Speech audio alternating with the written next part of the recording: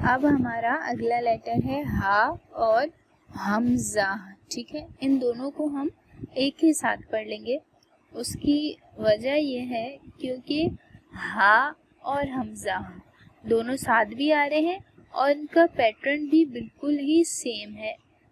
हा और हमजा जो है दोनों हमारे सीने के तरफ वाले हिस्से से, अदा तो गले से होंगे, लेकिन जो हमारा वॉइस आएगी वो तकरीबन सीने से आएगी। हा, इसके लिए आप ऐसे भी कह सकते हैं, हम आ रहे हैं, हम जा रहे हैं, हमें ये काम करना था। ये बिल्कुल नॉर्मल है, आप इस हा को जो है वो यूज़ भी करते हैं डेली बेसिस पे। तो ये बहुत आसान है। इसकी प्रैक्टिस की तरफ चलते हैं। इसके साथ एक अलिफ लगा हुआ है, जिसका मतलब ये है कि हमें इसे एक अलिफ के बराबर ही खींच के पढ़ना होगा।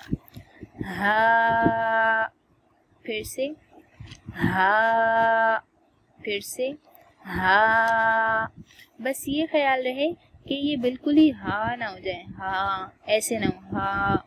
थोड़ा सीने से वॉइस आनी चाहिए। आप हाथ रख के फील कर सकते हैं कि आवाज़ आएगी, हा हा, इस तरीके से। ठीक है, अब हम देखेंगे हमें हमजा को किस तरीके से पढ़ना है। इसके लिए जो है आपको स्टार्टिंग वाला हा भी जो है वो वाज़ा रखना है और लास्ट वाला हा भी जो है वो वाज़ा रखना है, तब ये होगा अच्छे से अदा।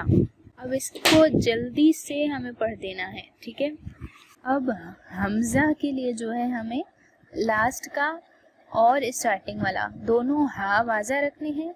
जा को जो है वो जमाव वाला रखना है और सख्ती वाला रखना है, जैसे कि हमने पढ़ा था।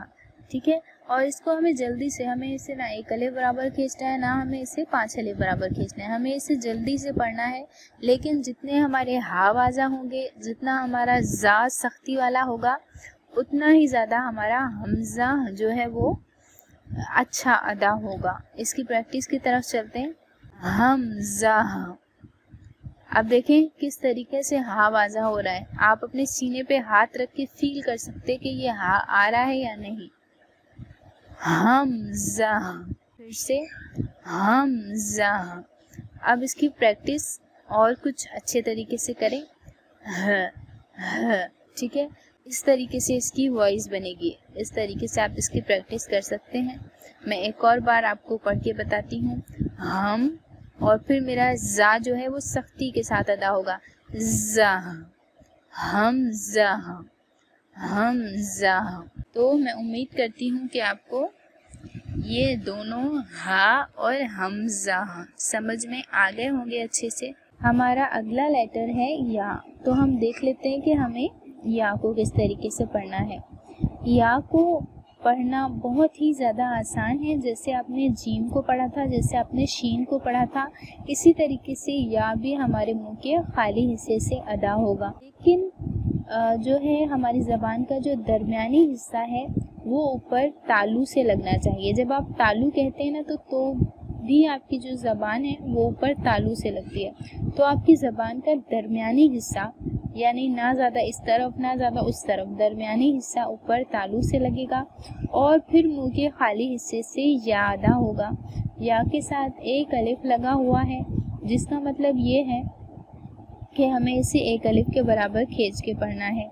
या बहुत ही इजी है क्योंकि इसको आप बहुत ज़्यादा यूज़ भी करते हैं। या मैं ये खाऊं, या मैं ये करूं, मैं जाऊं या ना जाऊं, ये सेम वही या है।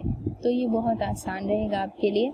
अपनी मुट्ठी बंद कर लें, प्रैक्टिस करते हैं। या, फिर से या, फिर से या। अल्हम्दुलिल्लाह, आपका आज का लेसन मुकम्मल हो चुका है। मुझे उम्मीद है कि लेसन आपको अच्छे से समझ में आ गया होगा। अगर आपको कुछ भी समझ में न आए या तजवीद से रिलेटेड आप कोई भी सवाल हमसे करना चाहें तो आप अपने स्क्रीन पर दिए गए नंबर पे हमें थ्रू वॉइस मैसेज व्हाट्सएप कर सकते हैं। लेकिन याद रहे ये फैसिलिटी सिर्फ सिस्टर्स के लिए है। साथ ही में आप हमेशा की तरह प्रिपरेशन टिप्स अपने स्क्रीन पर देख सकते हैं। याद रखिए, परफेक्ट प्रिपरेशन के लिए टिप्स को फॉलो करना एसेंशियल है। अब मुझे इजाज़त दीजिए। मुझे और मेरी टीम को दुआओं में याद रखिएगा। अस्सलामु अलैकुम व रहमतुल्लाहि व बरकातुहू।